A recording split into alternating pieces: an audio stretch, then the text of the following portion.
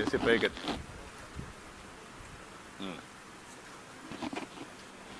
Pointer లేదా? Pointer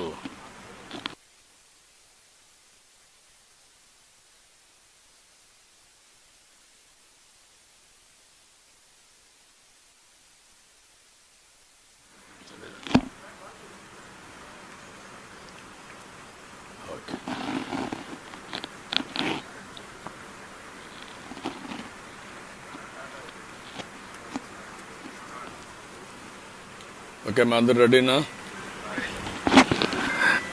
అందరూ okay. Thank you.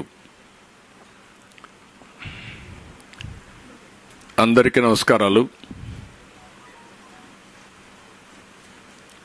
ఈరోజు రాష్ట్రంలో ఉండే 5 కోట్ల మంది ఒకసారి దృష్టి పెట్టవలసిన సమస్య దుర్మార్గుల పాలనలో ఎంత బరిదెగిస్తారో ఇది ఒక ఉదాహరణ.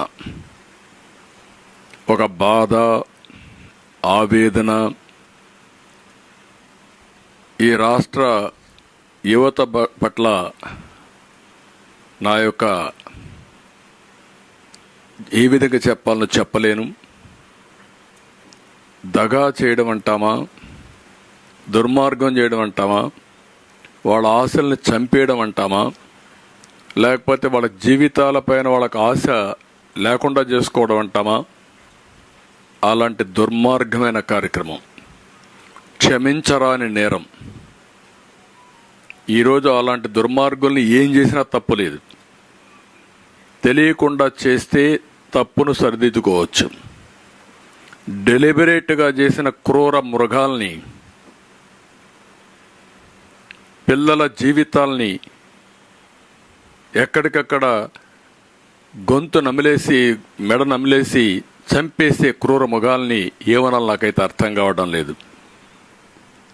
అమ్మకానికి ఏపీపీఎస్సీ ఉద్యోగాలు, కేంద్రంలో యూపీపీఎస్సీ ఉంటుంది. ఐఏఎస్, ఐపీఎస్ని సెలెక్ట్ చేస్తారు. ఐఆర్ఎస్ లేకపోతే ఇండియన్ ఫారిన్ సర్వీస్, రైల్వే సర్వీస్ని తయారు చేస్తారు. రాష్ట్రాల్లో ఆ తర్వాత వచ్చే ఉద్యోగాలన్నింటికీ రాష్ట్ర సర్వీస్ కమిషన్లు ఉంటాయి. ఆంధ్రప్రదేశ్ స్టేట్లో స్టేట్ సర్వీస్ కమిషన్, తెలంగాణ స్టేట్లో స్టేట్ సర్వీస్ కమిషన్ మారిగా ఉంటాయి. ఇలాంటి కీలకమైనటువంటి ఉద్యోగాలు ఇవి. ఆల్ ఇండియా సర్వీస్ ఎంత ముఖ్యమో స్టేట్ సర్వీసెస్ కూడా అంతే ముఖ్యం. ఈ స్టేట్ సర్వీసెస్లో deputy collector, DSP, commercial taxes, అన్ని డిపార్ట్మెంట్లకు సంబంధించిన కీలకమైన పోస్టులు ఇక్కడ సెలెక్ట్ చేస్తాం. వీళ్ళందరూ నెక్స్ట్ లెవెల్లో ఆల్ ఇండియా సర్వీసెస్ కూడా ఎలిజిబుల్. ఇక్కడ సెలెక్ట్ అయిన డిఎస్పి రేపు ఎస్పీ అవుతాడు. ఇక్కడ సెలెక్ట్ అయిన డిప్యూటీ కలెక్టర్ కలెక్టర్ అవుతాడు. ఇలాంటి అతి కీలకమైన పోస్టుల్ని వీళ్లే రేపు కమర్షియల్ ట్యాక్స్ డిపార్ట్మెంట్లో రెవెన్యూ కలెక్షన్ చేస్తారు. ఇన్కమ్ ట్యాక్స్ ఆఫీసర్స్ ఎంత ముఖ్యమో కమర్షియల్ ట్యాక్సెస్లో కానీ మున్సిపల్ అడ్మినిస్ట్రేషన్లో కూడా గ్రూప్ 1 సర్వీసెస్ ఉంటాయి, గ్రూప్ 2 సర్వీసెస్ ఉంటాయి. ఇలాంటివన్నీ ఉంటే భారత రాజ్యాంగం ప్రకారం మనకి ఇచ్చిన హక్కు ఇది. నిరుద్యోగ జీవితాల్లో నిరుద్యోగులే కాదు, ఇది ఈరోజు ప్రతి ఒక్కరి ఆశ ప్రజాసేవ. కొంతమంది రాజకీయాల ద్వారా పవిత్రమైన వృత్తిని ఎంపిక చేసుకొని సర్వీస్ చేయాలనుకుంటే ఈరోజు ఐటీలో కోట్ల రూపాయలు ఆదాయం వచ్చినా కాదు, నేను ప్రభుత్వ సేవలు అందించాలని గ్రూప్ 1కి, గ్రూప్ 2కి ఇవన్నీ వస్తారు, అటు కేంద్రానికి ఇటుగానే. నేను చాలామందిని చూశాను. వాళ్ళకొక కళ. ఆ కళ ఏంటంటే నేను సర్వీస్ కమిషన్లో సెలెక్ట్ అయ్యి మెరిట్లో రాష్ట్ర ప్రజలకు పేదరిక నిర్మూలన చేయడానికి నేను ముందుకు రావాలి అనేది వాళ్ళ ఆలోచన. అలాంటిది మీరు చూస్తే ఈరోజు నాటి చైర్మన్ ఆ రోజు చేసిన వాళ్ళందరినీ, ఎప్పుడు కూడా నేను 45 సంవత్సరాల రాజకీయాల్లో ఉన్నా, చైర్మన్ వేసే వ్యక్తిని రాష్ట్రంలో ఉండే వాళ్ళందరినీ ఎతికి నీతి నిజాయితీ సమర్థతకు పెద్దపీట వేసి నామినేట్ చేస్తాం. అక్కడ కాంప్రమైజ్ ఉండదు. చైర్మన్ కాంప్రమైజ్ అయితే ఇంక బోర్డు అంతా కూడా సర్వనాశనం అయిపోతుంది. అందుకే మీరు చూస్తే ఆ రోజు ఉదయభాస్కర్ ఎవడో నాకు తెలియదు, మాకుండే ఏజెన్సీస్ ద్వారా ఇన్ఫర్మేషన్ తెప్పించాం, వడగట్టిన తర్వాత బెస్ట్ క్యాండిడేటు, క్యారెక్టర్ ఉండేవాడు, నీతి నిజాయితీ ఉందని అతన్ని పెట్టాం. మెంబర్స్ కూడా అదే మరి సెలెక్ట్ చేశాం. వీళ్ళు వేసిన మెంబర్స్ని మీరు చూస్తే నెక్స్ట్ గౌతమ్ సవాంగ్ డీజీపీని చేశారు. అప్పటికే టెయింటెడ్ క్యారెక్టర్, ఒకప్పుడు మంచోడుగా ఉండొచ్చు. వీళ్ళు మెడ మీద కత్తి పెట్టి సరెండర్ చేసుకుని అన్ని పనులు, తప్పుడు పనులన్నీ చేపించి ఈ వ్యక్తి దగ్గర, నేను ఇక్కడ పోతా ఉంటే రాజధాని ఏరియాకి నా మీద రాళ్లతో చెప్పులతో దాడి చేస్తే కోపంతో వచ్చి వాళ్ళ నిరసన తెలియజేశారు అని చెప్పినట్టు దుర్మార్గితను. ఒక డీజీపీ ఇవ్వాల్సిన స్టేట్మెంట్ అది. అక్కడి నుంచి అన్ని తప్పుడు పనులన్నీ చేపించారు. ఇది దగ్గర తప్పుడు పనులన్నీ చేపించి అక్కడి నుంచి ఉద్యోగాన్ని తీసేసి మళ్ళీ పెద్ద ఎత్తున నేనే స్టేట్మెంట్ ఇస్తే దానిపైన ఈ పోస్ట్ ఇచ్చారు. అంటే రీహాబిలిటేషన్, పునరావాస కేంద్రంగా తయారు చేశారు. అతను అయిన తర్వాత Salam Babu YCP student union state president. బుద్ధి జ్ఞానం ఉందా మీకు? మనుషులా మీరు? మీ పార్టీ ఆఫీస్ ఇది? ఎంత దుర్మార్గం అండి ఇది. ఇతనెవరు? జీవి సుధాకర్ రెడ్డి, వైసీపీ నేత, అనంతపూర్. ఇతను సుధీర్, సీఎం జగన్ తాత రాజారెడ్డి అన్న ప్రభదాస్ రెడ్డి మనవడు. ఇతను సూత్రధారి, కేంద్ర బిందువు, అవినీతి అవకతవకలకు నాంది ఇతనం, చక్రం తిప్పిన వ్యక్తి ఇతనం. ఇలాంటి దుర్మార్గమైన నీచమైన కార్యక్రమాలు చేసి ఈ పని చేసి సోనీవుడ్ నూతలపాటి ఎవరో ఒక ఐఏఎస్ ఆఫీసర్ బంధువు సివి శంకర్ రెడ్డి, ఈయనకి చాలా అత్యంత సన్నిహితుడు సెలీనా.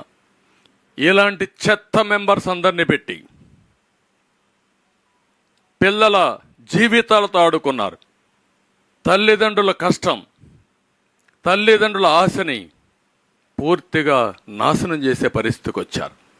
ఇప్పుడు చూస్తే ఎంత ఇదంటే 18/31 162 గ్రూప్ 1 ఉద్యోగాలు నోటిఫికేషన్ ఇష్యూ చేశాం. నేను ముఖ్యమంత్రిగా ఉన్నప్పుడు మా గవర్నమెంట్లోనే. ఇందులో 30 డిప్యూటీ కలెక్టర్స్, 28 డిఎస్పీలు.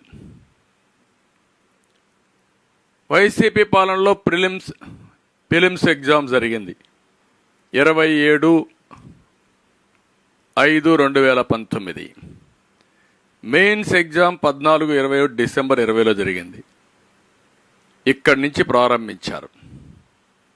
అంటే అంతవరకు ఉన్న సాంప్రదాయాలన్నిటికీ తిలోదకాలు ఇచ్చేశారు. అక్కడి నుంచి మీరు చూస్తే నోటిఫికేషన్ విరుద్ధంగా మాన్యువల్ మూల్యాంకనం కాకుండా డిజిటల్ చేశారు. రాజ్యాంగంలో మనం చట్టాలు చేస్తాం. ప్రతి ఒక్క అధికారికి అధికారం లేదు వైలేట్ చేయడానికి. చట్ట ప్రకారం పనిచేస్తే ఉంటారు, లేకపోతే వాళ్ళకి శిక్ష పడాలి. అవసరమైతే ఇలాంటి దుర్మార్గులందరినీ జైల్లో పెట్టి శాశ్వతంగా పనిష్ చేస్తే తప్ప ఈ పిల్లల భవిష్యత్తు బాగుపడదు. మొదట ఇతను వస్తే డిజిటల్ వాల్యుయేషన్ చేశారు. అభ్యర్థులు కోర్టును ఆశ్రయిస్తే 3 నెలల లోపల మాన్యువల్ ఇచ్చేయమని జస్టిస్ సోమయాజులు తీర్పిచ్చాడు. అది కూడా 21 అక్టోబర్ 1న. ఎంత కష్టపడ్డారో నేను చూశాను ఆ స్టూడెంట్స్ని, నిరుద్యోగుల్ని. పిల్లర్ టు పోస్ట్ తిరిగారు, రాజకీయ పార్టీలు అందరి దగ్గర తిరిగారు, మీడియా దగ్గరకు వచ్చారు. వాళ్ళు చందాలు వేసుకున్నారు అడ్వకేట్ కోసం. ఎక్కడికక్కడ పోరాడి తీసుకొచ్చారు. అన్యాయం జరిగిపోతా ఉందని పోరాడి తీసుకొచ్చారు.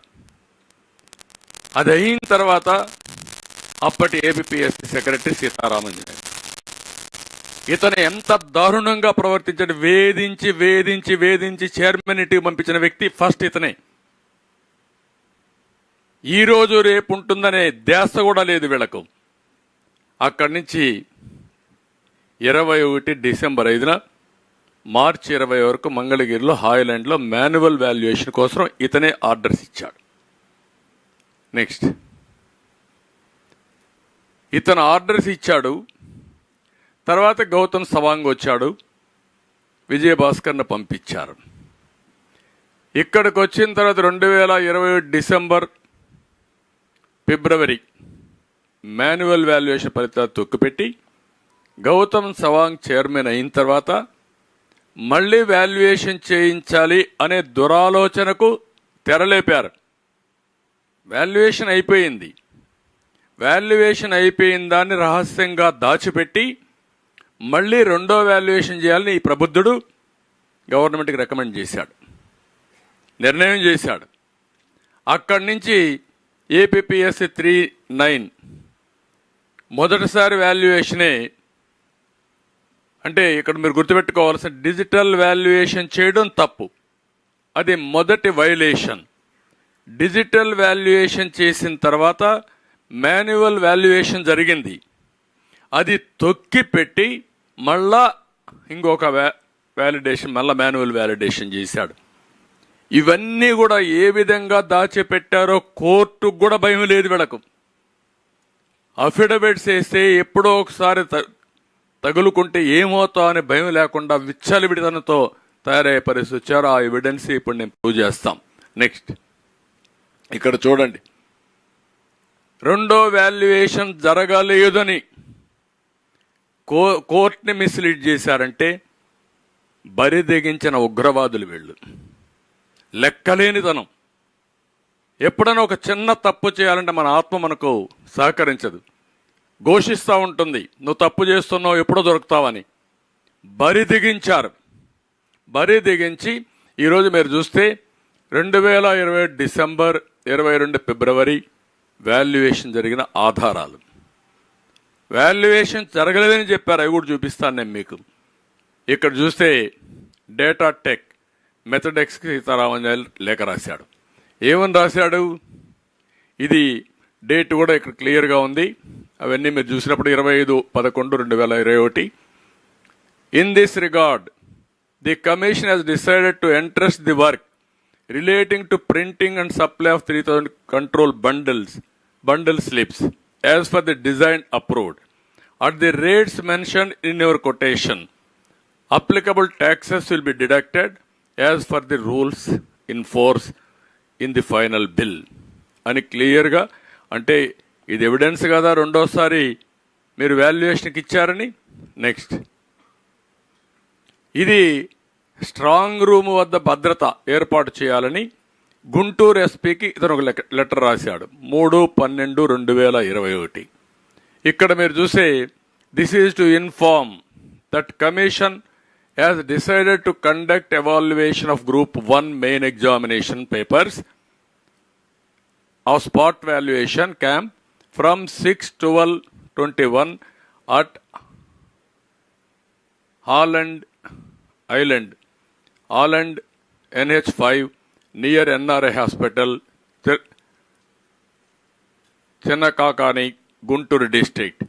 Since the work is of a highly confidential nature, it is requested that a closed vehicle with police escort to be provided to transport the answer papers from the Commissioner's office on NG Road in Vijayawada to the evaluation camp on 5/12/21 by 11 a.m. Strict monitoring is required to ensure safe transportation of the confidential material. చాలా స్పష్టంగా ఇక్కడ security కోసం letter రాశాడు. Next హాయ్లాండ్లో manual valuation చేయడానికి వచ్చిన అధికారులకి భోజనం వసతి ఏర్పాటు చేయమని చేసిన దానికి 20 లక్షలు ఆవాస రిసార్ట్కు చెల్లించిన బిల్లులు. ట్రాన్స్పోర్టేషన్కు ఆర్డర్ ఇచ్చాడు. పలాంది ఎక్కడ చేయాలని చెప్పారు, కంపెనీకి చెప్పారు. ఇక్కడికి వస్తే భోజనానికి కూడా డబ్బులు ఖర్చులు ఇచ్చారు.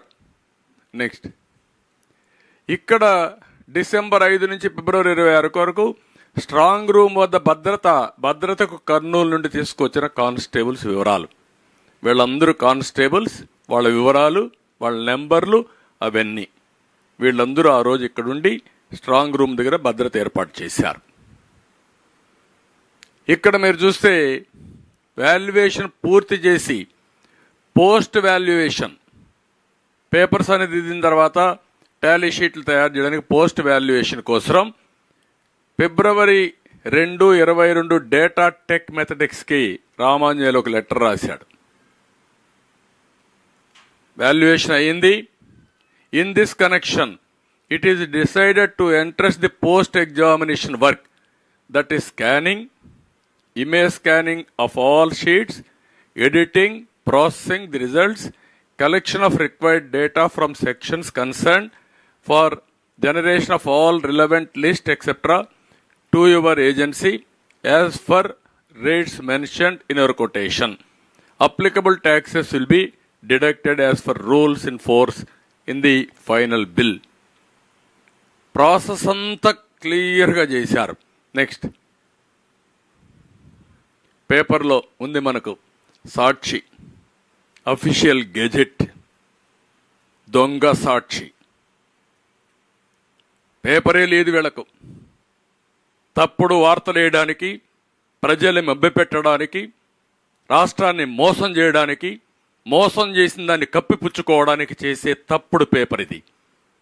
ఇక్కడ రాస్తాడు, సొంత పేపర్లు రాసి మొత్తం అయిపోయింది, ఫలితాలు వచ్చేసాయి, అనౌన్స్ చేసేస్తున్నామని చెప్పే పరిస్థితికి వచ్చారు.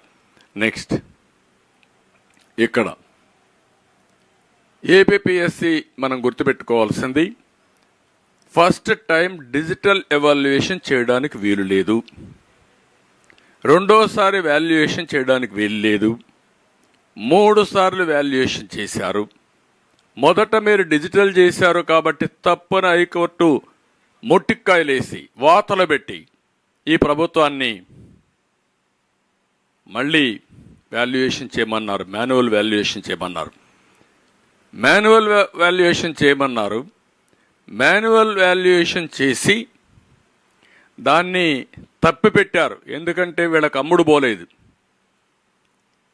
వీళ్ళకి కావాల్సిన మనుషులు రాకపోతే అది కప్పిపుచ్చి అక్కడి నుంచి ఇతను చైర్మన్ అయిన తర్వాత తాడేపల్లి కొంపలో తయారు చేసిన లిస్టుకి ఆదేశాలు వచ్చాయి వీళ్ళకు. అంటే పిల్లల పట్ల వాళ్ళ భవిష్యత్తుకు మరణ శాసనాలు అక్కడ తయారు చేశారు ఈ దుర్మార్గులు. వస్తే ఈ పెద్ద మనిషి ఆల్ ఇండియా సర్వీస్కి అన్ఫిట్. ఇలాంటి పెద్ద మనిషి దాన్ని అమలు చేసి 3వసారి వాల్యుయేషన్ చేస్తాడు. ఏమనాలండి వీళ్ళని? ఏం చెప్పాలి వీళ్ళకు?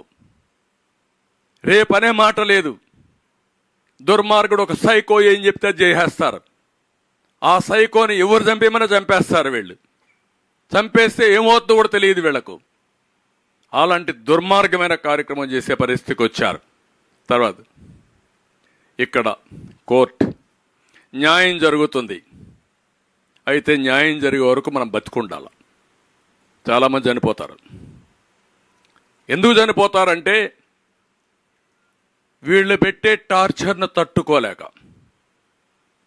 ఒకవేళ టార్చర్ను తట్టుకున్నా కోర్టులకు పోయి ఎక్కడికెక్కడికో పోవాలి, వీళ్ళు సొంత డబ్బులు వేసుకోవాలి. ఇప్పుడు వీళ్ళు ఫైట్ చేసిందంతా సొంత డబ్బులు చందాలు వేసుకొని అడుక్కొని పిల్లల భవిష్యత్తు కోసం పోరాడారు.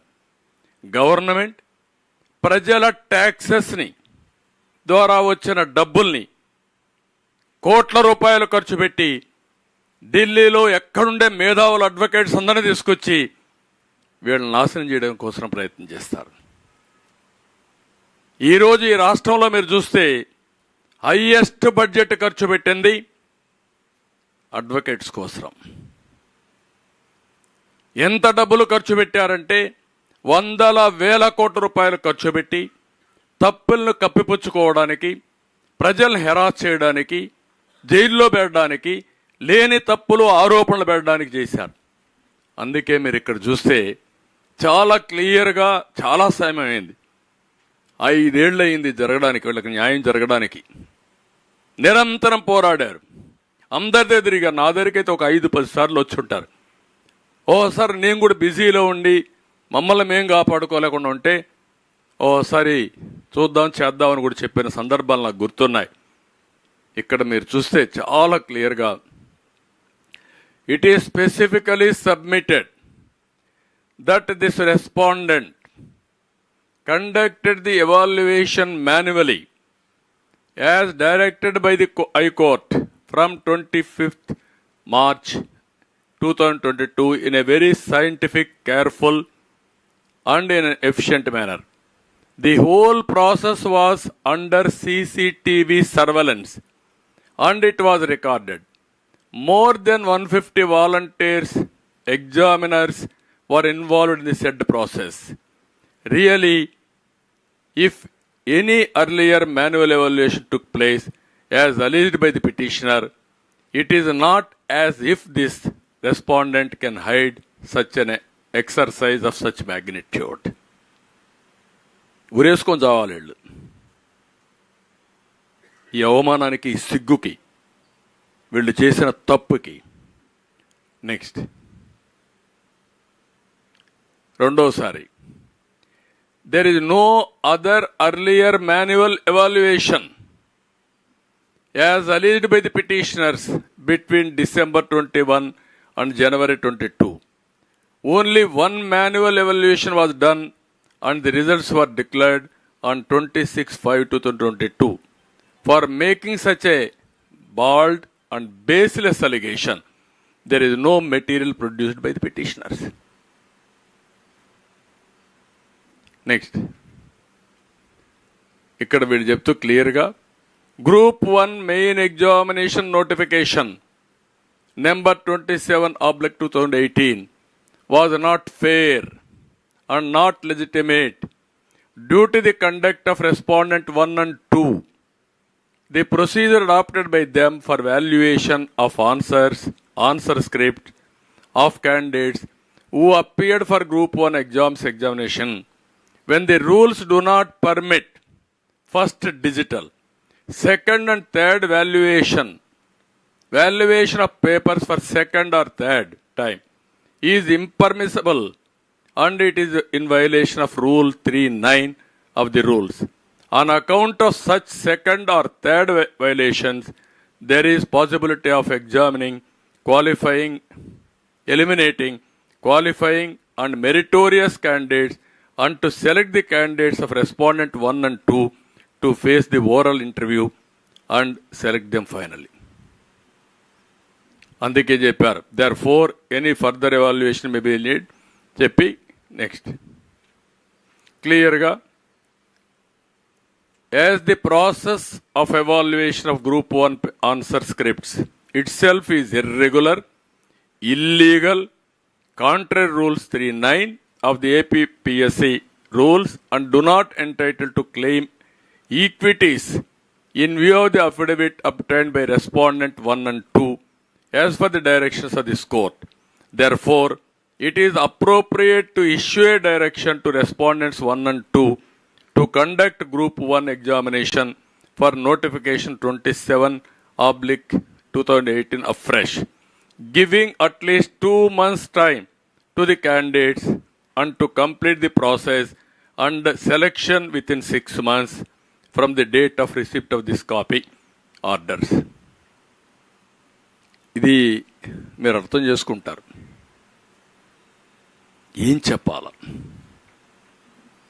ఇంత క్లియర్ కట్ ఎవిడెన్స్ ఉంటే కూడా బరిదెగించి మాకు ఏమీ దిక్కులేదు, బాబాయిని గొడ్డలు పెడితే లేపాం, మేము అరెస్టులు కాకుండా కాపాడుకున్నాం, కోడికత్తి డ్రామాలు ఆడాం, రాష్ట్రంలో రిసోర్సెస్ అన్ని దోచేసుకున్నాం, హైకోర్టు చెప్పింది ఇసుక ఎంత రేటుకు అమ్ముతున్నారు, మేము చెప్పినా వినడం లేదనే పరిస్థితి వచ్చారు. అలాంటి దాంట్లో మీరు చూస్తే ఇంత బ్లాటెంట్గా ఆ విద్యార్థులు ఇలాంటివి ఎన్ని జరిగాయో మనకే అర్థం కాని పరిస్థితి. ఇది జరిగితే ప్రభుత్వం అంటుంది ఇప్పుడు సిగ్గన ఎగ్గు లేకుండా ఈ ముఖ్యమంత్రికి మేము అప్పీల్ చేస్తామంటాడు. అంటే మీరు అప్పీల్ చేసి ఇంకా 100 కోట్ల రూపాయలు తగలబెట్టి ప్రజల డబ్బులు మీ పెత్తనం చేస్తే మిమ్మల్ని శ్మశానానికి సాగనపడానికి ప్రజలు సిద్ధంగా ఉన్నారు. గుర్తుపెట్టుకోండి, వార్నింగ్ ఇస్తున్నా నేను. ఎంతమంది జీవితాలు నాశనం చేస్తారు మీరు? ఆడుకుంటారా మీరు? అంటే మీకేం భయం కూడా లేదు. ఇంత బ్లాటెంట్గా మిస్యూజ్ జరిగిన తర్వాత, సెకండ్ వాల్యుయేషన్ జరిగిన తర్వాత, జరగలేదని కోర్టులో అఫిడవిట్ వేసిన తర్వాత, మీరు కప్పిపుచ్చారు ఇది చెల్లదని హైకోర్టు చెప్పిన తర్వాత, మీకు వాతలు పెట్టిన తర్వాత ఇంకా నువ్వు మాట్లాడతావా? ముఖ్యమంత్రిగా పరిపాలించడానికి నీకు అర్హత ఉందా? నీ ప్రభుత్వానికి ఒక్క రోజు కంటిన్యూ కావడానికి అర్హత ఉందా మీకు? ఈ రాష్ట్రంలో యువత భవిష్యత్తును ఆడుకున్న మీరు, నీచంగా ప్రవర్తించిన మీరు ఇంకా కూడా బుకాయిస్తారా? మీరు ఎవడికి బుకాయిస్తారు అంటే మమ్మల్ని అందరినీ కేసులు పెడతాను బుకాయిస్తారు. అంతే కదా మీరు చేసే పని, తప్పుడు పని. ఇలాంటి దుర్మార్గుల్ని ఏం చేయాలని ఆలోచించాల్సిన అవసరం ఉంది ప్రతి ఒక్కరు కూడా. బాధ ఆవేదనతో చెప్తున్నా. మొన్నే నేను ఇక్కడే మీరు చూశారు, కళలకు రెక్కలనే కార్యక్రమాన్ని ప్రారంభించాం. ఆంధ్రప్రదేశ్లో ఉండే యువత ప్రపంచాన్ని జయించే పరిస్థితికి వచ్చారు. ఆంధ్రప్రదేశ్లో మాత్రం అనునిత్యం బాధతో ఆవేదనతో కుంగి కుసించిపోయే పరిస్థితికి వచ్చారు. అంటే ఇక్కడి నుంచి పారిపోవాలి, ఇంకా ఇక్కడ లేకుండా ఈ రాష్ట్రంలో అప్పుడే వాళ్ళకి భవిష్యత్తు. అంత దుర్మార్గంగా చేసే పరిస్థితికి వచ్చారు. ఇప్పుడు అందుకే మేము కోరుతున్నాం, ఇలాంటి టెయింటెడ్ ఆఫీసర్స్ ఒక్క నిమిషం కూడా ఉండడానికి వీలు లేదు. ఒకటి, ఎవరైతే దీనికి అయ్యారో వాళ్ళందరిపైన కేసులు పెట్టాలి, సిబిఐకి ఇవ్వాలి, వీళ్ళని శిక్షించాలి, సివియర్గా కూడా శిక్షించాలి. ఇది తెలియకుండా జరిగిన టెక్నికల్ పాయింట్ కాదు, తెలిసి డెలిబరేట్గా పిల్లల జీవితాలతో ఆడుకున్న దుర్మార్గుల కథ. వాళ్ళు ఇమ్మీడియట్గా పనిష్ చేయాల్సిన అవసరం ఉంది. జైల్లో పెట్టినా కూడా వాళ్ళ యొక్క బాధ తగ్గదు. ఆ కుటుంబాలు, ఎన్ని కుటుంబాలు నాశనం అయిపోయినాయి, వాళ్ళ తల్లిదండ్రులు ఎంత బాధపడతారు, ఎంత కష్టపడి కూలి పనులు చేసుకుని పిల్లలు ఒక డిఎస్పీ అయితే, ఒక ఎస్పీ అయితే, లేకుంటే ఒక మనం డిప్యూటీ కలెక్టర్ అయితే చూడాలని ఆ తల్లిదండ్రుల కోరిక. వాళ్ళందరినీ నాశనం చేశారు మీరు. అలాంటి దుర్మార్గానికి మీరు ఇది చేసే పరిస్థితికి వచ్చారు. అందుకనే గవర్నర్ ఇమ్మీడియట్గా ఇన్వాల్వ్ కావాలి, ప్రధాన కార్యదర్శి ఇన్వాల్వ్ కావాలి. అలాంటి దుర్మార్గులను అక్కడి నుంచి పదవులోంచి కూడా తప్పించాలి, ఎన్క్వైరీ చేయాలి. అదే మరి వీళ్ళు ఎవరైతే చట్టానికి వ్యతిరేకంగా ఎంపికైన డిప్యూటీ కలెక్టర్స్ అందరినీ డిస్క్వాలిఫై చేయాలి. They are no more eligible. చట్ట వ్యతిరేకంగా డిఎస్పీ నియామకం అయితే ఇన్ని అయితే వాళ్ళు ఎవ్వరు కూడా డ్యూటీలో ఉండడానికి వీల్లేదు. ఉన్న పళంగా వాళ్ళందరినీ తీసేయాల్సిన బాధ్యత గవర్నర్ పైన ఉంది, ఎన్నికల కమిషన్ పైన ఉంది, వీళ్ళందరి పైన ఉంది. ఈరోజు మీరు చూస్తే 11:30 గంటలకు జడ్జిమెంట్ వచ్చింది, 3:30 గంటలకు కాపీ అప్లోడ్ చేశారు. మనకందరికీ ఎప్పుడన్నా జడ్జిమెంట్ వస్తే సాయంత్రం కాపీ వస్తుంది, లేకుంటే నెక్స్ట్ డే కూడా వస్తాయి. 12:30కే మేము సుప్రీంకోర్టుకు పోతా ఉన్నారంటే వీళ్ళు డబ్బులు చడగతారని. అంటే ఏంటి అక్రమార్కులు ఎంత బరిదెగించిపోయారంటే ఇష్టానుసారంగా తయారయ్యే పరిస్థితులు వచ్చారు. రెండోది, ఎక్కడైనా సరే మీరు ఎగ్జామ్స్ చూడండి, మెయిన్లో ఎన్ని వస్తాయి, ఇంటర్వ్యూలు ఎన్ని వస్తాయని పబ్లిసైజ్ చేసేస్తారు, సర్వీస్ కమిషన్ యూనియన్ కానీ స్టేట్ కానీ. ఇక్కడ మొత్తం చేసే పరిస్థితులు లేరు. దాపరికం ఎందుకు? వీళ్ళు అవకతవకలు చేయడానికి. ఇంకో పక్క మొదటి మాన్యువల్ ఇది అయింది, ఇప్పుడు రెండోసారి చేశారు. అంటే మొత్తం ఫస్ట్ మాన్యువల్లో అయిన వాళ్ళు మెరిట్ ఉంటారు, వాళ్ళు పోయారు. వీళ్ళ పాపానికి రెండోసారి చేసిన వీడు పోయారు, అందరూ పోయారు. మొత్తం చాలా దారుణంగా జరిగింది, చాలా బాధాకరం. నెక్స్ట్, ఇప్పుడు కూడా మీరు చూడండి, తెలుగుదేశం పోలింగ్ కూడా లేదు. నిపుణులు సభ్యులు ఉండేవాళ్ళు, నిష్ఠార్థులు, అనుభవజ్ఞులు. ఈయన బంధువులు, వైసీపీ నేతలు, అవినీతులు. పరీక్ష నిర్వహణ ఎవ్రీవేర్ ట్రాన్స్పరెంట్, అక్రమాల పర్వం. ఖాళీలు గుర్తించి ఎప్పటికప్పుడు భర్తీ చేస్తే 3 నెలల తర్వాత లేకపోతే వీళ్ళ ఇష్ట ప్రకారం ఎన్నికల ముందు చేసే పరిస్థితికి వచ్చారు. మెయిన్స్ ఇంటర్వ్యూ మార్కులు ఎక్కడికక్కడ ప్రకటించాం. ఇక్కడ అభ్యర్థులు కోరినా ఇవ్వలేదు. అదే మరి 5 ఏళ్లలో ఒక్క ఆరోపణ రాదు. 5 ఏళ్ల కాదు, 22 సంవత్సరాలు తెలుగుదేశం పార్టీ టైంలో సర్వీస్ కమిషన్లో ఎక్కడ కూడా ఒక్క ఆరోపణ లేకుండా ఒక పద్ధతి ప్రకారం రిక్రూట్ చేసిన పార్టీ తెలుగుదేశం పార్టీ. ఈయన పెద్ద ఎత్తున అక్రమాలు, నిరుద్యోగులకు ప్రభుత్వంపై పూర్తిగా నమ్మకం పోయే పరిస్థితి ఈరోజు చూస్తూ ఉంటే ఎక్కడికక్కడ ప్రభుత్వం ఇష్టానుసారం. ఒకప్పుడు ఏది జరిగినా ట్రాన్స్పరెంట్గా నాకు బాగా జ్ఞాపకం. టీచర్ ఉద్యోగాలు కూడా నేను చాలా ట్రాన్స్పరెంట్గా చేశాను. ఎందుకంటే ఎక్కడైనా సరే కొంతమంది కావాలని మార్కులు వేసుకుంటే నష్టపోతారనే ఉద్దేశంతో ఇవన్నీ కూడా చాలా ఉద్యోగాల్ని గ్రూప్ 1 సర్వీస్ కానీ గ్రూప్ 2 కానీ ఇంకా మిగిలిన ఉద్యోగాలు కూడా సర్వీస్ కమిషన్కి అప్పచెప్పాం. సర్వీస్ కమిషన్ అంటే పారదర్శకంగా చేస్తుంది, నీతి నిజాయితీ చేస్తుంది, అవకతవకలు ఉండవు, వాళ్ళకంతా ఎక్స్పర్టైజ్ ఉందనే ఉద్దేశంతో అప్పచెప్తే వీళ్ళు ఇష్ట ప్రకారం చేసే పరిస్థితికి వచ్చారు. ఇప్పుడు నేను ఒకటి అడుగుతున్నా, ఈ ఇద్దరు గ్రేట్ పీపుల్ ఏం చేయాలి? వీళ్ళని రాష్ట్ర ప్రజానీకం మీరే నిర్ణయించుకోవాలి. ఈయన ఇప్పుడంతా ఇంటెలిజెన్స్, ఎవరిని అరెస్ట్ చేయాలి, ఎవడి మీద కక్ష తెచ్చుకోవాలి, ఎక్కడ తప్పుడు పనులు చేయాలి, ఇదే పని ఇతనికి. ఈ ది కల్ప్రిట్ ఇన్ దిస్. కాదని చెప్పగలుగుతామని అడుగుతాను నేను.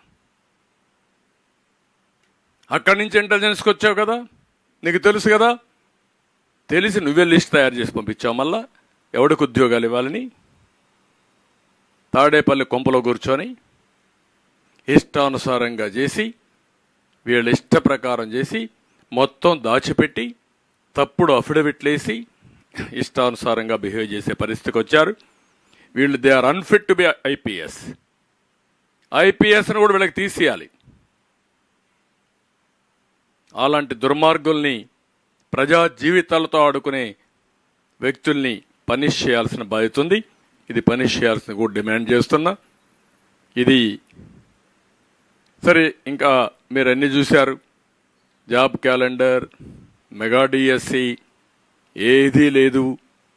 ఈరోజు ఉండే ఉద్యోగాలు కూడా ఇచ్చినట్టు ఇచ్చి అమ్ముకొని డబ్బులు చేసుకునే దీనికి పోయారు. ఒక 150 కోట్లు 200 కోట్లకో అవినీతికి పాల్పడి పిల్లల జీవితాలను సర్వనాశనం చేసే పరిస్థితికి వచ్చారు.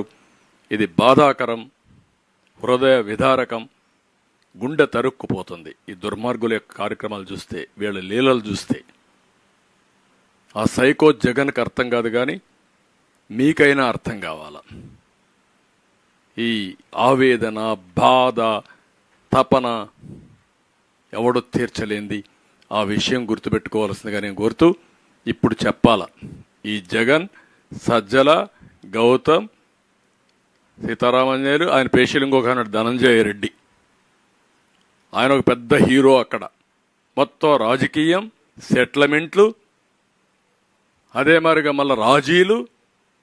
ఆయన ఏంటి రాజకీయం అంటే? మీరు రాజకీయం చేస్తున్నారు, మీరు సెటిల్మెంట్లు చేస్తున్నారు, మీరు రౌడీజాలు చేస్తున్నారు అంటే రేపు అనేది లేకుండా ఇష్టానుసారంగా చేసే పరిస్థితి. ఎలాంటి వాళ్ళు ఉండడమే ఈ రాష్ట్రానికి పట్టిన దుర్గతి. బాధాకరం, విచారకరం.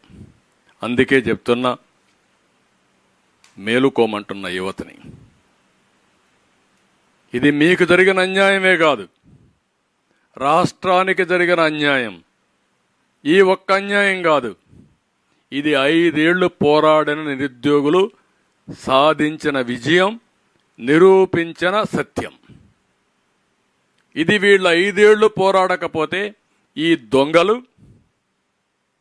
ఎక్కడికక్కడ మేము హీరోస్ కింద మేము అమ్ముకున్నాం, మేమే కరెక్ట్గా చేశాం, మేము ఇంత అఘాయిత్యం చేశాం, కోర్టులో కూడా అఫిడవిట్ వేసాం, మేము హీరోస్ అని సంకలెగరేసుకునేవాళ్ళు. రెండో వాల్యుయేషన్ జరిగిందనే విషయం, అంత డబ్బులు ఖర్చు పెట్టి అన్ని డాక్యుమెంటరీ ఎవిడెన్స్ ఉంటే కాదు అని చెప్పగలిగే బరిదెగింపు ఉంటే వీళ్ళు ఏమనాలండి? అంటే ఈరోజు మీరు చేసే అన్ని తప్పుడు పనులే కదా, అన్ని ఎదవ పనులే కదా. అతను ఎదవ పనులు చేయమంటే మీరు ఎదవ పనులు చేయడం ఏంటి? మీకు బుద్ధి జ్ఞానం ఉండాలి కదా. ఇంకా నిద్రలేస్తే అబద్ధాలు మాట్లాడడం, ఆ అబద్ధాలని బ్లూ మీడియాలో వేసుకోవడం, సోషల్ మీడియాలో వేయడం, ప్రజల్ని మభ్యపెట్టడం, ప్రజల్ని మోసం చేయడం, ఇలాంటి తప్పుడు పనులు చేసి సహజ వనరులు పోయినాయి. ఇంకొక పక్కన టెక్నాలజీలో పెద్ద ప్రమాదం కూడా ఉంది. ఆ ప్రమాదమే ఇక్కడ ఒక్క విషయంలో మీరు చూశారు, టైటిల్ యాక్ట్లో వచ్చింది మళ్ళా. అంటే ఈ దుర్మార్గులు ఇంట్లో కూర్చొని ఏమైనా మార్చేస్తారు. ఒకప్పుడు ఏదైనా మార్చాలంటే పేపర్స్ మార్చాలి, పేపర్స్ మారిస్తే కొంత కరెక్షన్స్ ఉంటాయి. ఇప్పుడు వీళ్ళ దగ్గరనే పాస్వర్డ్ ఉంటే ముఖ్యమంత్రి గారు ఇంట్లో కూర్చొని ఏది కావాలంటే అది మార్చేయగలుగుతారు. ఇది దుర్మార్గుల చేతుల్లో టెక్నాలజీ ఉంటే ఎంత ప్రమాదమో, ట్రాన్స్పరెంట్గా ఉంటే అంత ప్రయోజనం. ఆ స్టేజ్కి మనం రీచ్ అయ్యాం. ఏముంది, ల్యాండ్ టైటిల్ యాక్ట్ ఇంకోటి ఉన్నాయి, 22A పెట్టేస్తారు. 22A ఏంటి? Government land. అయిపోయింది నీ పని. ఇంకెవడు కాపాడలేడు మనల్ని. ఇది గవర్నమెంట్ భూమయ్యా. కాదండి నాది, మా తాత ఇచ్చాడు, మా ముత్త, ఎవరి దగ్గర చెప్తావు, ఎక్కడుంది రికార్డు నీ దగ్గర? ఆ స్టేజ్కి వచ్చేసాం. ఇంతవరకు జరిగిన దౌర్జన్యాలు మనం గుర్తుపెట్టుకోవాలి. రాష్ట్రంలో ఉండే ప్రజలు గుర్తుపెట్టుకోవాలి. మీ తరపున మేము పోరాడుతున్నాం. ఈ మాత్రం ధైర్యంగా మాట్లాడడానికి కూడా చాలామంది సాహసించలేకపోతున్నారు. ఇంకా కడుపు కాలిన వాడు కూడా రోడ్డు మీదకి రాలేకపోతున్నాడు, చెప్పుకోలేకపోతున్నాడు బాధ. ఇది చూసిన తర్వాత నిస్సహాయ స్థితిలో ఆ ఉద్యోగం రాకపోతే ఏ ట్రైన్ కింద పడో లేకుంటే ఏ ఆత్మహత్య చేసుకొని చనిపోవాలి. అది కూడా మళ్ళా ఆ ఆత్మహత్య చేసుకొని చనిపోతే వేరే వాళ్ళు చంపేశారని చెప్పేస్తారు వాళ్ళు. ఇంత నీచులు, పరమ దుర్మార్గులు వీళ్ళు. దానికోసం మీరందరూ కూడా ఆలోచించాలి. రాష్ట్రంలో ఉండే యువత, రాష్ట్రంలో ఉండే తల్లిదండ్రులు, కుటుంబ సభ్యులు, మీ పిల్లల భవిష్యత్తే కాదు మీ భవిష్యత్తు కూడా అంధకారమైంది. అందుకే నేను మొన్న కూడా చెప్పా, ప్రజలు గెలవాలి, రాష్ట్రం నిలబడాలి.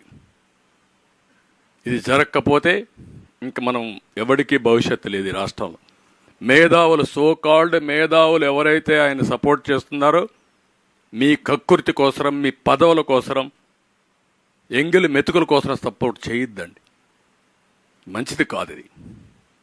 రాజకీయ విద్వేషాలు వేరే, విభేదాలు వేరే. ఇలాంటి దుర్మార్గులను సపోర్ట్ చేస్తే పాముకు పాలు పోసి పెంచారు, పెంచిన తర్వాత కాటేస్తూ ఉంది. ఇంకా కూడా మీరు పంచం చేరితే మాత్రం చాలా ప్రమాదం ఉంటుంది. ఈ రాష్ట్రాన్ని కాపాడుకోవడానికి ప్రతి ఒక్కరూ ముందుకు రావాల్సిందిగా అందరినీ కోరుతాను. Thank you.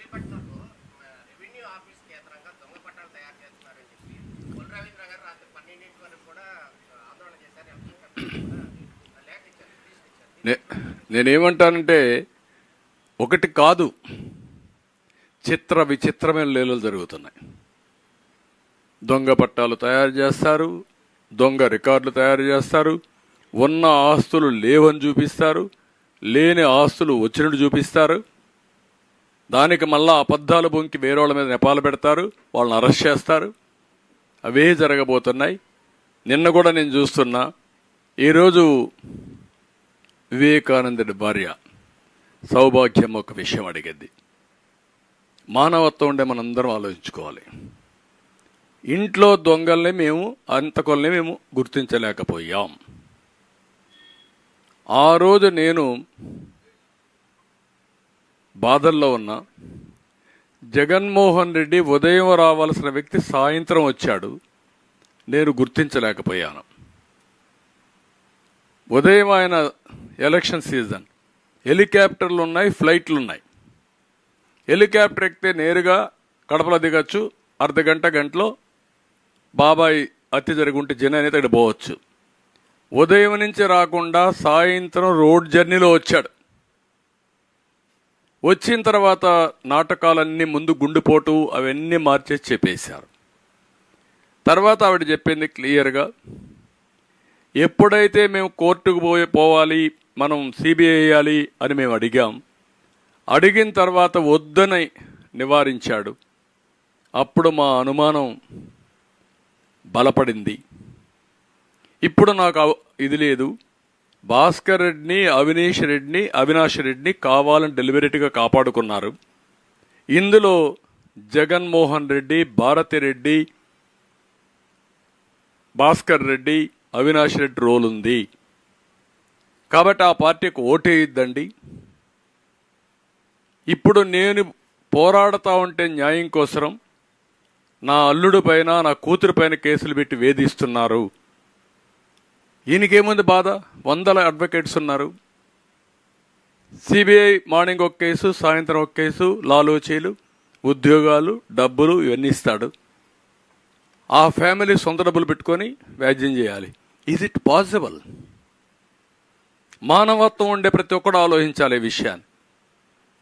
సొంత భార్య రోడ్డెక్కి ఘోషిస్తూ ఉంటే, ఒక బాబాయికి ఇలాంటి జరిగితే సమాధానం చెప్పవలసిన బాధ్యత లేదా?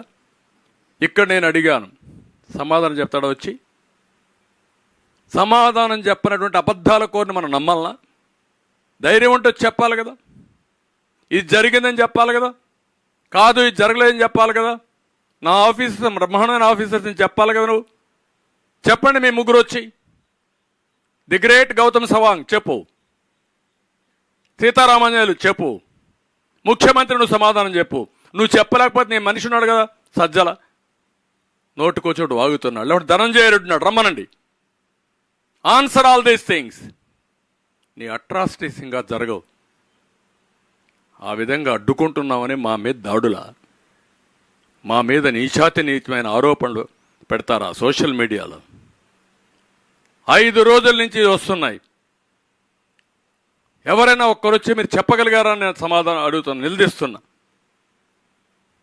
ఏదో మేము పొత్తులు పెట్టుకుంటే దానికేదో అంకలు, లేకుంటే మేమేదో ఒకడు ఎవరో బాధపడితే దానికి పెద్ద అంకలు. దీనికి సమాధానం చెప్పి ఎన్నికల ముందు. Otherwise you don't have any right to ask vote. ఈ విషయాలు గుర్తుపెట్టుకోవాలి. ఇలాంటి వ్యక్తులు డెమోక్రసీలో పనికిరాని వ్యక్తులు. Not only democracy, even a సమాజంలో ఉండవలసిన వ్యక్తులు కాదు వీళ్ళు.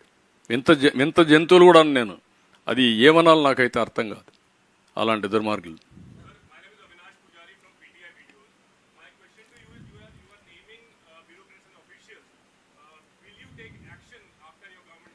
Not only taking action, according to law, everybody will be punished.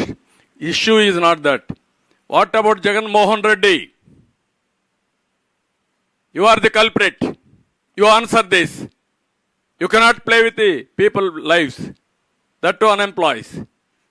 It is a blatant scam designed by Jagan Mohan Reddy and his team. They have to answer now. Come out and answer to the unemployed. They are asking. They don't have voice. I am here to raise my voice on behalf of unemployed youth and also parents of the victims. One more question to you. Many properties have been mortgaged by the AP government. What would you like to say about that? No, only leftover tomorrow, AP should be mortgaged or he will sell away Andhra Pradesh. Now already bankrupt. Debt is 12 lakh crores. Nobody is giving money. Now he is mortgaging MRO office, health center, Raitu Bazaar, all these offices. Now, even for future liquor income, prospective income of liquor is mortgaging. You can imagine. He is a blatant liar. And also what he say, he won't abide even one sentence of it. Earlier he told very clearly, I will prohibition I will go first, then only I will come and vote your vote, ask your vote. Today, he borrowed 25,000 crores by pledging the future income. Can you believe this type of people? What is the right he is having, I am asking. Even prospective future income also he is mortgaging. Existing government properties is mortgaging. Even the unemployed, how he manipulated, that took group 1 service. Public Service Commission. This is the thing in Andhra Pradesh. Even in all these things, one scam happened in any other state. That is the end of the day of that political party. Here, thousands of scams. Every scheme is designed only for scam. తెలంగాణలో phone tapping వ్యవహారం జరిగింది. ప్రణీత్ రావును arrest చేశారు కదా. గతంలో కూడా మన రాష్ట్రంలో కూడా ఇక్కడ కూడా ఫోన్ ట్యాపింగ్ జరిగింది. గతంలో కూడా ఇప్పుడు కూడా జరుగుతూనే ఉన్నాయి. విచారణ కోరే అవకాశం ఉంది. డెఫినెట్గా అడుగుతాం. కానీ ఇప్పుడు కూడా మీ ఫోన్ నా ఫోన్ సేఫ్ అని మీరు అనుకుంటున్నారా? దుర్మార్గులు ఎన్ని చేస్తున్నారో అన్ని చేస్తున్నారు. మనం అందరం ఎంత భయంగా బతుకుతున్నాం ఇక్కడ ఈ స్టేట్లో.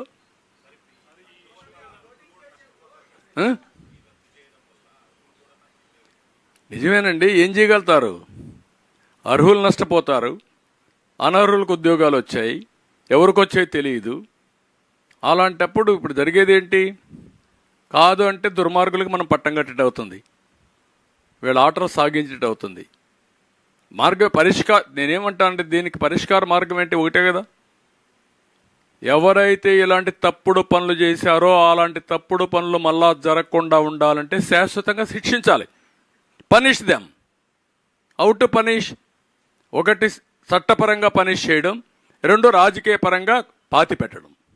మామూలుగా పాతి పెట్టడం కాదు, పాతి పెట్టి కాంక్రీట్ వేసి మళ్ళీ బయట రాకుండా చేయాల్సిన బాధ్యత ప్రతి ఒక్కరి పైన ఉంది. ఏదో నా వరకు నేనేదో పదవి కోసమో పవన్ కళ్యాణ్ కోసమో బీజేపీ కోసమో మేము అడగడం లేదు. ఈరోజు జరిగే అవకతవకలు మీరు చూస్తే ఇంకా కూడా చెప్తున్నా, సిగ్గు కూడా లేకుండా వాలంటీర్స్ పంపించి మేము అది ఇస్తాం ఇది ఇస్తాం వాళ్లకు బ్రైబింగ్ చేసే పరిస్థితికి వస్తున్నారు. వాళ్ళకు కూడా చెప్పాం, ఇంటర్ఫియర్ కావద్దన్నాం. ఈరోజు రేపు ఎలక్షన్ నోటిఫికేషన్ వస్తుంది, అక్కడికైనా వీళ్ళ ఆగడాలన్నీ ఆగతాయని చెప్పి అనుకుంటున్నాం. కాకపోతే విల్ ఫేస్ ఇట్.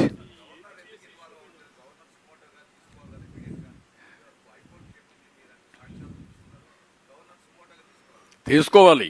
అందుకే రేపు వెళ్తాం, మేము కూడా గవర్నర్ దగ్గరికి వెళ్తాం, ఆయనకు కూడా చెప్తాం. అంటే వీళ్ళు ఏం చెప్తారో, నేను బాగా బ్రహ్మాండంగా చేశాను, జడ్జెస్కి వాళ్ళకి తెలియదు న్యాయం చెప్పడం, నేను రాసిస్తే వాళ్ళు రాసి అదే చదివితే వాళ్ళు న్యాయం బ్రహ్మాండంగా చేసిన వాళ్ళు అవుతారు, కాబట్టి ఇక్కడ ఉండే హైకోర్టు లాభం లేదు, నేను సుప్రీంకోర్టుకి పోతానంటాడు. ఎక్కడికి పోతున్నాం మనం? దీనికి పనిష్మెంట్ ఏంటి? ఎన్నిసార్లు కోర్టులు ముట్టికాయలు వేశారు, ఎన్నిసార్లు కోర్టులు వాతలు పెట్టాయి. ఒక వాత పెడితే సిగ్గుండేవాడైతే రాజీనామా చేసి పారిపోతారు, నిద్ర రాదు. వీళ్ళకేముంది? సిగ్గు ఎగ్గు ఏమీ లేదు. నువ్వేం మాట్లాడు. ఇప్పుడు ఇంకొక ఆయన వస్తాడు, నన్ను బూతులు తిడతా వస్తాడు. ఆ బూతులు అర్థం చేసుకోలేకుండా ప్రజలు అందరూ ఒకటే అనుకుంటున్నారు, నాకు చేతగానట్టు బూతులు తిట్టలేదు. ఆ వల్గర్ లాంగ్వేజ్ నాకు రాదు, కఠినంగా మాట్లాడతాను, గట్టిగా ఉంటాను తప్ప ఇలాంటి తప్పుడు పనులు చేయడం నా జీవితంలో ఎప్పుడు చేయలేదు. తప్పుడు పనులు చేసి సమర్థించుకోవడానికి బూతులు తిట్టడం అంతకంటే నాకు రాదు. అది ఫ్రస్ట్రేషన్లో చేసే ఏదో పనులు.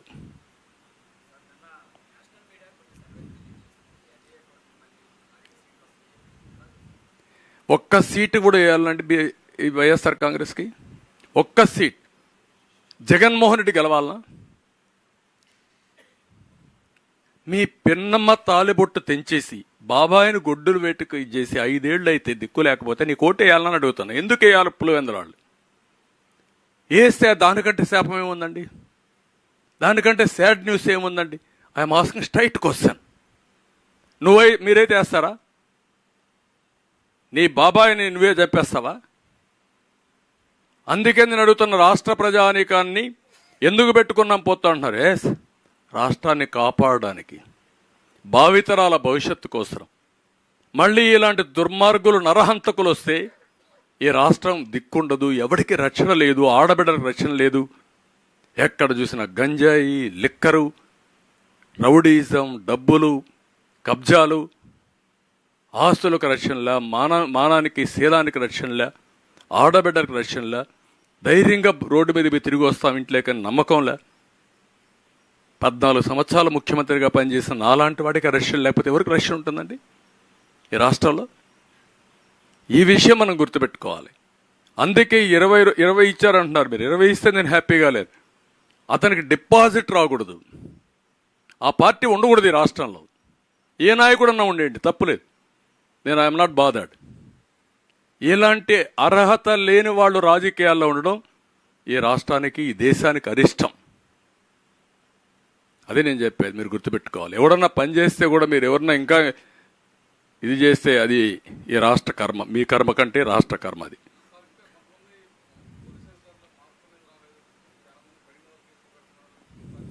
అందుకే నేను చెప్తున్నాను, ఈరోజు రేపో నోటిఫికేషన్ వస్తుంది. అందరూ కూడా ఎలక్షన్ కమిషన్ కింద పనిచేయాల్సింది, ఈ రాక్షసుడి కింద కాదు, ఈ సైకో కింద కాదు. ఆ సైకో పని నిద్రలేస్తే కేసు పెట్టే వరకు వెనకబడి, ఆ కేసులు పెట్టిన తర్వాత ఎఫ్ఐఆర్లు పంపిస్తే ఆనందపడుతున్నాడు. దానికి భయపడి ఇంకా అక్కడక్కడ తప్పుడు పనులు చేస్తున్నారు. మంచిది కాదు మీకు అది. నేను చాలా స్పష్టంగా ఉన్నా, అన్ని సమీక్షలు చేస్తాను. ఇప్పుడు చేసే కేసులపైన ఎక్కువ సమీక్షలు చేస్తాం. అంటే మీకు భయం లేకుండా, తప్పించుకోకుండా మీరు చేయడం తప్పు. అందుకనే చాలా స్పష్టంగా రేపటి నుంచి మీరు చూస్తారు, వీళ్ళు చేసే అవకతవకలన్నిటికీ అడ్డుకట్టేస్తాం. అడ్డుకట్టేయడం కాదు, దీనికి అడ్డుకట్టేయడానికి ప్రజలే ముందుకు రావాలి. నేను ఐఎమ్ అప్పీలింగ్ ఆల్ పీపుల్, బాధితులే క్యాంపెయినర్స్గా తయారు కావాలి. భావితరాల భవిష్యత్తుకు రక్షణ కల్పించే బాధ్యత మీరు ఒక రక్షకులుగా తయారు కావాలి. అది ప్రారంభమైతే తప్ప ఏం కాదు. నేను ఎన్ని మాట్లాడినా మీరు అనుకోవచ్చు నాకేదో కోపం. ఏం కోపం అంటే నాకు ఎన్నిసార్లు పొజిషన్ చూడాల, నేను ఎప్పుడూ ఇంత నాకు ఆవేశం లేదే. ఇది మీరు చెప్పండి, ఒక్క స్కామ్ మీరు చెప్పండి. ఐఎమ్ ఆస్కింగ్ స్టేట్, ఎవిడెన్స్ ఉందా లేదా దీంట్లో? ముఖ్యమంత్రి వచ్చి మాట్లాడాలం లేదా? మీరు సిగ్గుంటే ఒకటి అడుగుతారా ఇంకా? What is the right you are having? Okay,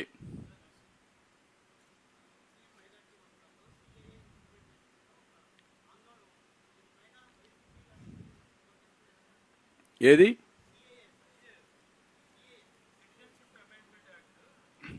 అది ఆ రాష్ట్రాలకే కదా, ఇక్కడికి కాదు కదా. కాదమ్మా, ఉంది. కానీ అందరం కూడా ఏ దేశానికి పోయినా, ఇప్పుడు మనం దుబాయ్ పోతే ఇది లేదా, సిటిజన్షిప్ లేదా? మనం ఆలోచించండి. ఎప్పుడో ఒకసారి ఇవన్నీ కూడా ప్యూరిఫై చేసుకోవాలి కదా. నువ్వు అమెరికాకు పోతే నువ్వు ఉంటావా? తెలుగు వాళ్ళంతా అమెరికాకి వెళ్ళారు. తెలుగు వాళ్ళు ఎన్ని దేశాలకు వెళ్ళారు? అక్కడ సిటిజన్షిప్ లేదా? ఏ దేశం అని పాస్పోర్ట్లు లేవా? మరి ఎట్లా? ఇవన్నీ రాజకీయం చేస్తే రాజకీయం. దాంట్లో అభద్రతాభావం ఎవరుకుంటుంది? ఎవరైనా దొంగతనంగా వచ్చిన వాళ్ళకు ఉంటుంది. వాళ్ళు రావచ్చు, యాంటీ సోషల్ మెంటల్ కూడా రావచ్చు ఇక్కడికి. కొన్ని స్పష్టంగా మన ఉద్యోగాలు 4%, yes they are deserving, will protect. There is no second thought. ఎందుకు? ఈరోజు ముస్లిమ్స్లో కూడా పేదరికం ఎక్కువ ఉంది. ఆర్థికంగా, సామాజికంగా, రాజకీయంగా వెనకబడి ఉన్నారు. వాళ్ళకి చేయూత ఇవ్వడం మన బాధ్యత, అది ఇస్తాం. కానీ సిటిజన్షిప్ ఎవరైనా వస్తాం, ఎక్కడైనా ఉంటాం అంటే రేపు రాబోయే రోజుల్లో దేశం సెక్యూరిటీ ఏమవుతుంది? నేను పోయేసి ఒక్కరోజు నేను సింగపూర్లో ఉంటానా నాకు సిటిజన్షిప్ పాస్పోర్ట్ లేకుండా? మీరు చెప్పండి నాకు. మీరుంటారా ఎక్కడన్నా ప్రపంచంలో? పోనీ ముస్లిం కంట్రీస్లో మనం ఉంటామా? హిందూ కంట్రీస్ అని కాదు, క్రిస్టియన్ కంట్రీస్ అని కాదు, ముస్లిం కంట్రీస్ అని కాదు, ఎక్కడైనా సరే సిటిజన్షిప్ అనేది ట్రాన్స్పరెంట్గా ఉంటుంది. ఎవరన్నా మైగ్రేట్స్ వెళ్తాం, ఇమిగ్రేట్స్ ఉంటాం, కొన్ని రోజులు పాస్పోర్ట్ ఉంటుంది. అవసరమైతే అక్కడ సిటిజన్షిప్కి ఆ దేశంలో రూల్స్ ప్రకారం అప్లై చేసుకుంటాం, విల్ గెట్ ఇట్. అంతే కదా. అమెరికాలో కూడా గ్రీన్ కార్డు ఇస్తున్నారు, వాళ్ళు అబ్జర్వ్ చేసుకుంటున్నారు, అక్కడే సెటిల్ అవుతున్నారు. ఇవన్నీ ప్రాసెస్లో ఉంటాయి. దాన్ని కావాలని కొంతమంది రాజకీయం చేయడం కూడా కరెక్ట్ కాదు. ఎవరైనా దేశం కోసం ఆలోచించే ఏ వ్యక్తి అయినా సరే కొన్ని ఆమోదించాలి, రాజకీయాలకు అతీతంగా ముందుకు పోవాలి. మనకు కూడా కొంత క్రమశిక్షణ ఉండాలి. పవన్ కళ్యాణ్ గారు ఎమ్మెల్యేగానే పోటీ చేస్తానంటారు, ఎంపీగా చేయలేనంటారు. తప్పే ఉంది అట్లా. మేము కూర్చొని మాట్లాడుకుంటాం. మేము మా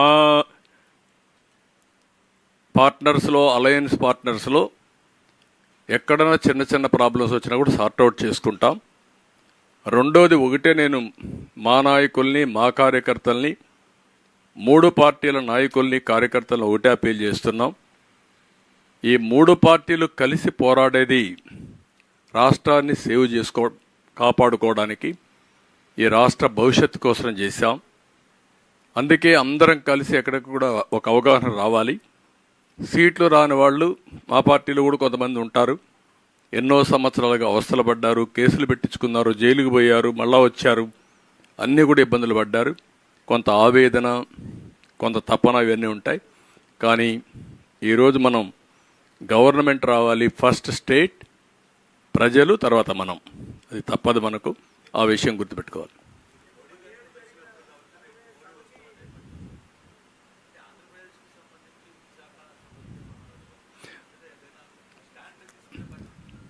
నేనేమంటానంటే మీరు గుర్తుపెట్టుకోవాల్సింది 2014-19 ఆంధ్రప్రదేశ్లో పనులు కాలేదా? ఎక్సెప్ట్ స్పెషల్ స్టేటస్ తప్ప అన్ని పనులు కాలేదా? అయ్యాయి కదా. అమరావతి డబ్బులు ఇచ్చారు కదా, రైతులకు క్యాపిటల్ గెయిన్స్ ఇచ్చారు కదా, పోలవరం ప్రాజెక్ట్ డబ్బులు వచ్చాయి కదా, అన్ని ప్రాజెక్టులు రోడ్లన్నీ వేసాం కదా, ఎడ్యుకేషన్ ఇన్స్టిట్యూషన్స్ అన్నీ వచ్చాయి కదా, నరేగా డబ్బులు బ్రహ్మాండం ఖర్చు పెట్టాం కదా, మొత్తం ఇండస్ట్రీ, మొత్తం ప్రపంచం అంతా ఇండస్ట్రీ వచ్చింది, కియా మోటార్స్ వచ్చింది కదా, అన్నీ సాధించాం కదా మనం. అప్పుడెప్పుడు కూడా విశాఖపట్నం స్టీల్ ప్లాంట్ విషయం కూడా రాలా కదా. రైల్వే జోన్ కూడా లాస్ట్ మైల్కి వచ్చింది.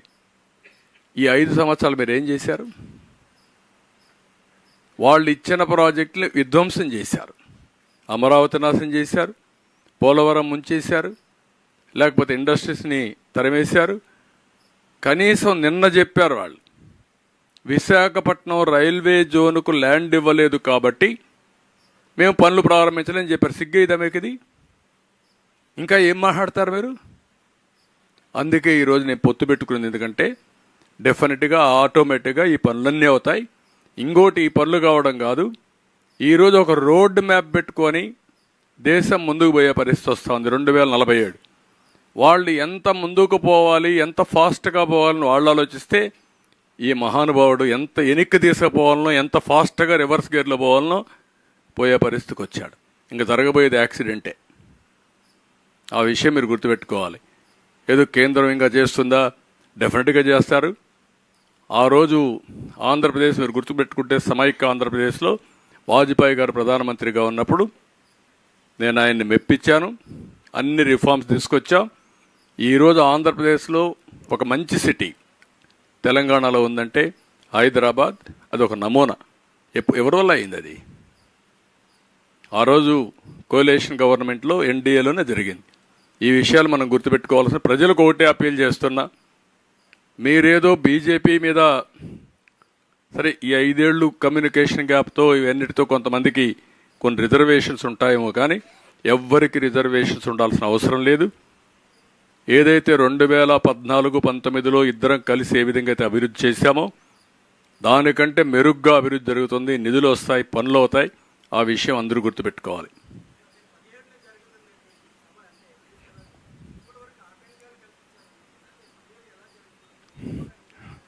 ఇప్పుడు బస్సులు కూడా ఇస్తున్నారు, డిపోల నుంచి వాళ్లే ఫోన్లు చేస్తున్నారు. అంటే వాళ్ళకు కూడా అర్థమైపోయింది వీళ్ళు పోతున్నారని. ఇప్పుడు నేషనల్ లెవెల్లో సర్వేలు కూడా చూశారు. ఇప్పుడు మీరు గుర్తుపెట్టుకోవాల్సింది, కొద్దిగా భయం నిన్నటి వరకు ఉంది. భయపడి కొంతమంది కేసులు పెడతారని ముందుకు రావడం లేదు. కొంతమంది రేషన్ కార్డులు లేకుంటే పెన్షన్లు తీసేస్తారని కొంతమంది మాట్లాడడం లేదు. ఇప్పుడు నేను అప్పీల్ చేస్తాను, అందరినీ స్వేచ్ఛగా మాట్లాడండి, ఓపెన్గా చెప్పండి, ఒకరికి చెప్పండి, ఒకరు 10 మందికి చెప్పండి, రోడ్డు మీదకి రండి, మీ భవిష్యత్తు కాపాడుకోండి. మీ భవిష్యత్తుకు గ్యారంటీ మాది. ఓకే, మీకేమైనా డౌట్ ఉన్నాయంగా? మీరు కూడా పనిచేయండి, మీ పిల్లలకు ఉద్యోగాలు కావాలంటే.